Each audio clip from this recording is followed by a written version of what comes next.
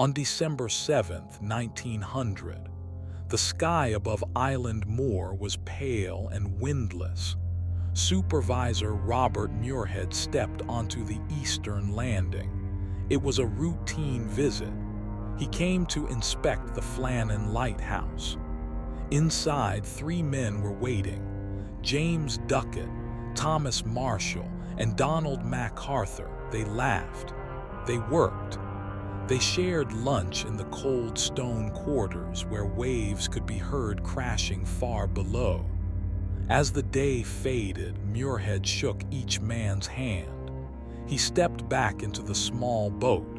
The 3 keepers waved from the shoreline. It was a familiar moment, one that had happened many times before, but this one would be different, because as the oars dipped into the sea and the island began to shrink in the distance, Robert Muirhead became the last man on Earth to ever see them alive. 19 days passed. The sea grew colder, and the lighthouse stood dark. When the relief vessel Hesperus finally arrived on December 26th, there were no signs of life. No one came to meet the boat. No flag had been raised on the mast. No supply box had been left at the landing. Just wind, just silence. Relief keeper Joseph Moore was ordered ashore. He walked the narrow path up the cliffs, calling out the names of the men he had come to replace. No one answered. At the top of the slope stood the lighthouse. Its thick stone walls were still. The gate was closed but not locked. The main door creaked open under Moore's hand. Inside, everything was in place. The beds were made, the dishes clean, chairs tucked in. No signs of a struggle, no panic, no notes. Just one overturned chair in the kitchen, and every clock had stopped. The Flannan Isles, 7 jagged rocks rising from the North Atlantic. On maps, they are nameless specks, marked only with warnings of rough seas, but to the people of the Outer Hebrides, they are cursed. No one lives there, no one ever has, and no one ever stays the night. For centuries, shepherds brought sheep to graze on the grass, but when dusk fell, they always left. Always. The elders remembered stories, strange dreams, whispers in the wind, a place where time felt wrong, where eyes seemed to watch you from nowhere. They called it a place not meant for the living. That was the phrase passed down. No reasons, just a warning. And maybe that's why, even as shipwrecks piled up near the Isles, the idea of building a lighthouse was delayed again and again, until finally in 1895 construction began. It took 4 brutal years. Through storms, through freezing winds, men broke their backs carving stone into light, and on December 7, 1899, the Flannan Lighthouse lit up the night, a beacon, a warning, and unknowingly, the setting of a mystery that would never be solved. On the night of December 15, 1900, the steamship SS Archtor was cutting through the icy waters of western Scotland. Its course took it near the Flannan Isles. But something was missing: the light. The lighthouse at Island Moor was dark. No beam swept across the sea. No signal pierced the fog. This wasn't just unusual, it was dangerous. A lighthouse was never supposed to go dark. Not in storms, not in winter, not ever. The captain made note of the failure, and when the ship docked at Leith, he reported it to the Northern Lighthouse Board. An inspection vessel was dispatched immediately, but nature had other plans. Hail and wind hammered the coast. The sea turned violent. The ship Hesperus was forced to wait. One day, 2, then 6. All the while, the lighthouse sent no signal, no message, no flicker of light from the tower. No one knew if the men inside were still alive, or if the island had already claimed them. On the morning of December 26th, the Hesperus finally reached Island Moor. The waves had calmed, but the silence remained. No keeper appeared on the landing. No box of supplies waited by the dock. No flag flew from the mast. The island was still. Relief keeper Joseph Moore stepped ashore. Alone, the rocks were wet and slick. The wind howled between the cliffs. He climbed the narrow path, calling out, "Duckett, Marshall, MacArthur." No one answered. The gate was closed, but not locked. The door shut. He pushed it open and stepped inside. The fire had gone cold. Beds were neatly made. Plates had been washed and shelved. Chairs were tucked in. The oil lamps were filled. It looked as if the keepers had simply stepped outside, but hadn't returned. And yet, something felt wrong. A kitchen chair was overturned. Every clock in the station had stopped. Not one tick, not one chime.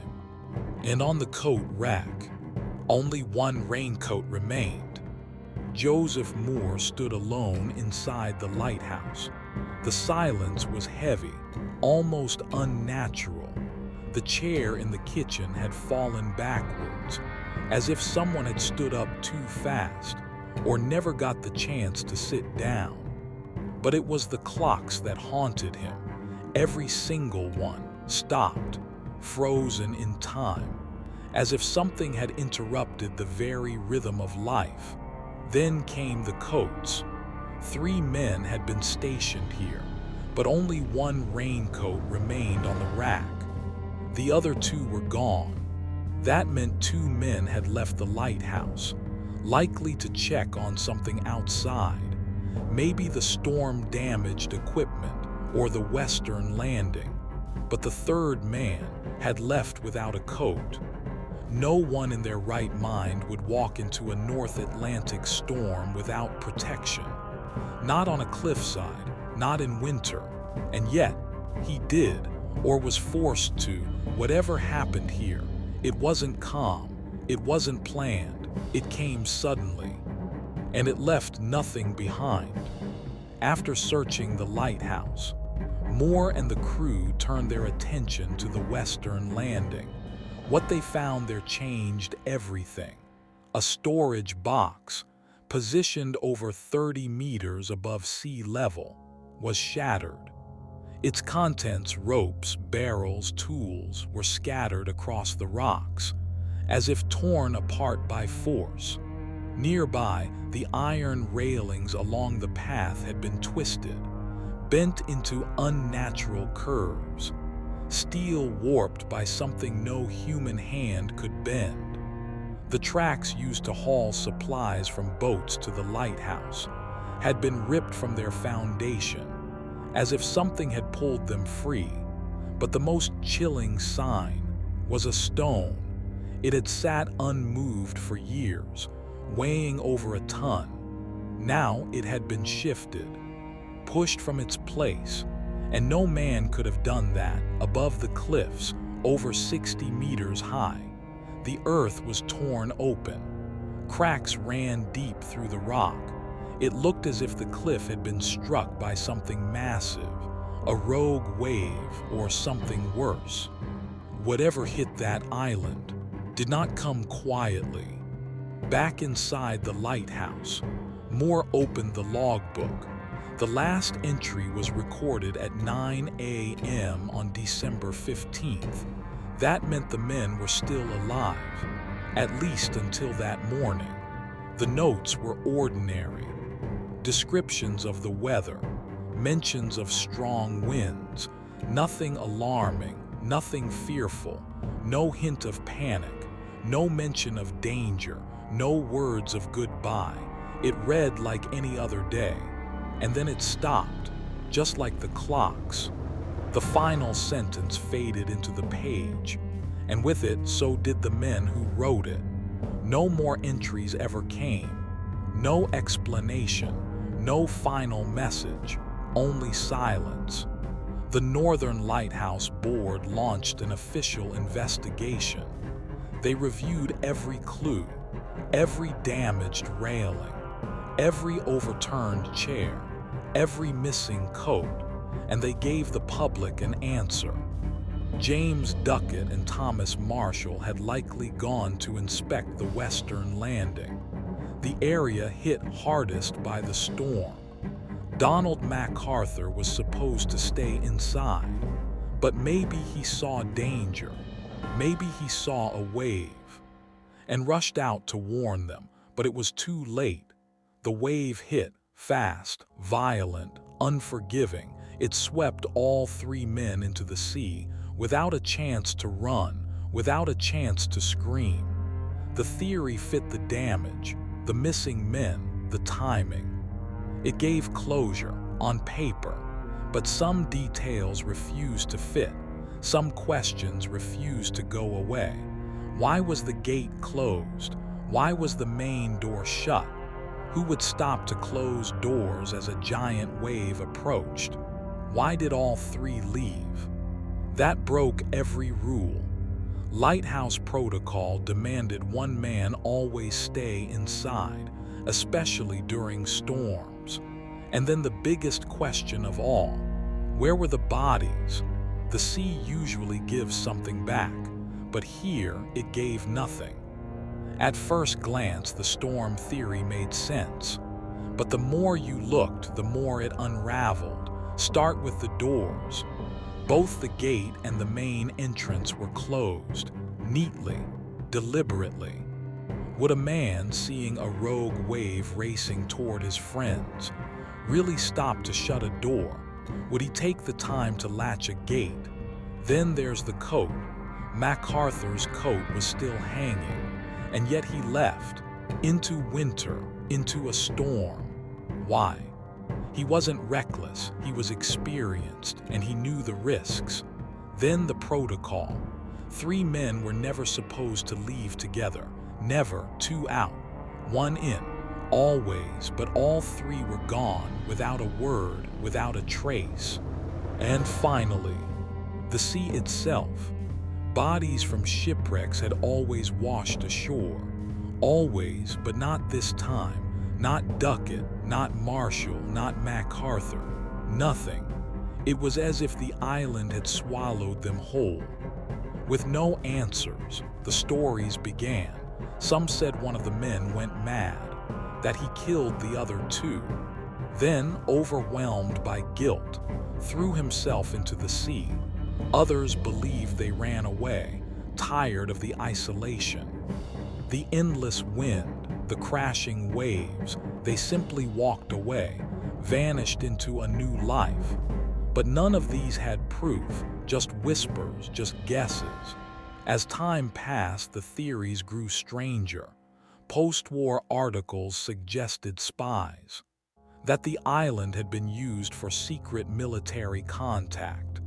Others imagined a sea creature, a beast that rose from the depths and dragged the men away. Some spoke of a phantom ship appearing in the mist, then gone, with 3 souls taken. And then, the extraterrestrial theory. American magazines claimed that when Moore entered the lighthouse, he found a half-eaten meal and log entries describing terror, screams, madness. But those reports were fiction. Nothing in the official logs said any of that. No cries, no panic, just notes about the weather. And then, a silence. After 1900, the lighthouse returned to normal. Keepers came, keepers went. No one else vanished. No one ever reported anything strange. The light kept shining. Storms passed. Years rolled by, and the mystery faded into old newspapers and barroom stories. Then in 1971, everything changed. The lighthouse was automated.